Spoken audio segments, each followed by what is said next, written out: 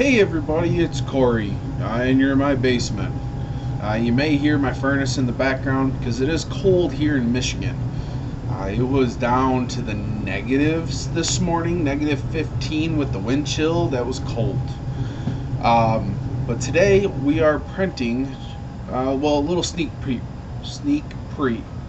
peek. That's what it is, sneak peek. God, I can't talk about it.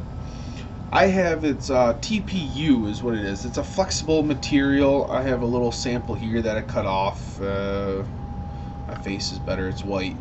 It stretches without breaking. So right now I'm doing a little calibration cube. It's legitimately printing right now. So far so good. We'll see how it goes. And we'll bring you that. We'll come with that in a minute. On how it turns out, but that might what I be using on my RC car when I do it. Hopefully here soon I can start working on it. So here, we'll get back to it in just a minute, and I'll show you my TPU calibration thing. Cube is what it's called. Alright, be back. Everyone, and we're back. So I just got done with that test print with the TPU, and I'm actually doing another one real quick. You're going to see it here in about 5 minutes as soon as we're done with this little talk. But here it is, a little test cube. It's blue. I have good things and bad things. Good things, it came out. The walls of the outside looks really good. Just the only downfall is the bottom is not, or the top. I didn't do enough infill to it, so it just the top just kind of collapsed right through. That's why there's infill. Duh, I guess I messed up on that one. So yeah, but otherwise this is how it does. You can crumple it all up, and as long as I don't drop it, you can have it right back to what it is. Right now I'm printing a octopus, I think is what it is, just to see how it does. Yeah, really cool stuff. Bounces right back. So this one has a little bit more infill in it, so hopefully this one will do a lot better than this little square. Alright, so when I get that done, I'll see you in a minute. Alright, so we're back. So I've been printing a couple, just the cube, and then I printed another thing, and I had a few issues.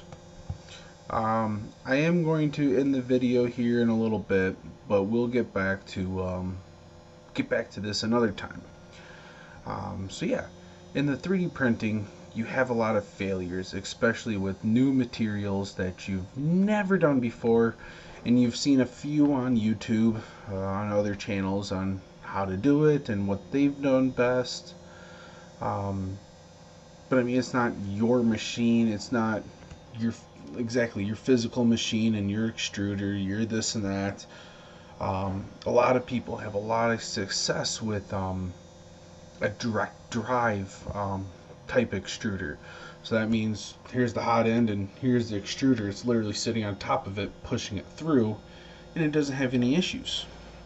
I have what's called a Bowden system. So my extruder is up here, and my nozzle is like down here, just moving around. It's got a tube to go in between it all.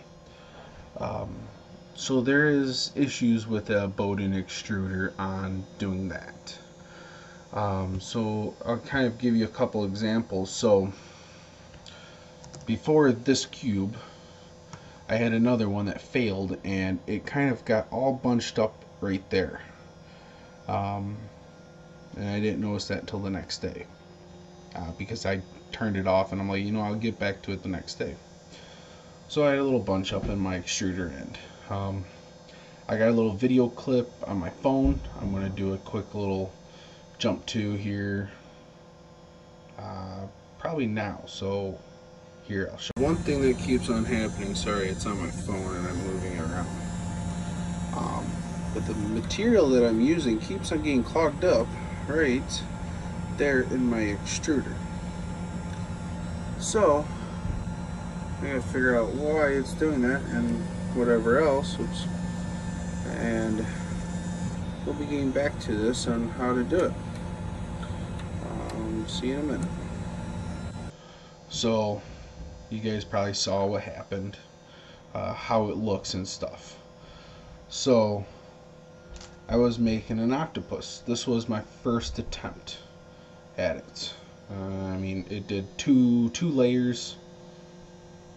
Yeah, 2 layers on it, and it failed. And that ended up looking like this, but I didn't take a video of it, but it took up in the extruder probably about that whole wound right there. I mean, it was wrapped inside the motor, inside the gear. So of course you get a lot of wasted material because it's all jacked up. So then I went and reprinted it with some new settings, slowed it all down to hopefully get it. So then I got this. I also had another failure with it. It has no head. But, you know what though? This is still cool. I mean, it's not usable, but you can still see how flexible it is, and it just bounces right back. Yeah, there's a lot of stringing because you can't do what it's called retractions on the extruder to tell it to back up a little bit and put back in. You can't do that because of this material. You'll have a lot more of these failures. But otherwise, I mean, focus computer, sort of. I mean, otherwise the walls of it turned out really good. The sidewalls of the octopus, I mean, it was running really clean, except for, of course, the stringing. But you know what? Like I said before, we have failures, but you know what? We learn from these failures. Great thing to do is learning. You can never stop learning with these. So yeah, we're gonna end this video with this, but there will be a part 2 on this doing better. Hopefully, I mean, I gotta tune this in a lot better, but it will do better, and we'll get this thing dead set for my RC car that I'm going to be doing. But if that means more tuning, that means I need to get some more filament. This is how it comes. Hold on a second. Ah, shoot. I need that. Oh, I guess I didn't need to do that. But it comes in a small spool like that. I'm used to getting like a 2 pounds. This is a 0.5 kilograms, so my 2 pounds is a 1 kilogram. And I screwed that up, but whatever. So yeah, I'm used to getting a 1 kilogram spool. This one's a 0.5. So yeah, this is definitely different for me, and I like this blue. I'm gonna try to get some other ones. See how it goes. Yeah, if you guys want to know what kind of material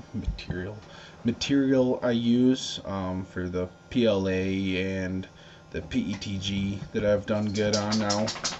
I did have the one failure. Yeah, that's my dog. You heard him shake. Yeah, if you want to know any of that, leave a comment below down below. Yeah, and I'll get you. We'll do a video on the stuff that I use and how well I like it. So, if you like this video, please give it a thumbs up, and you know what? Please subscribe too if you're not. It'll be really great. Alright, thanks everyone. Have a good one.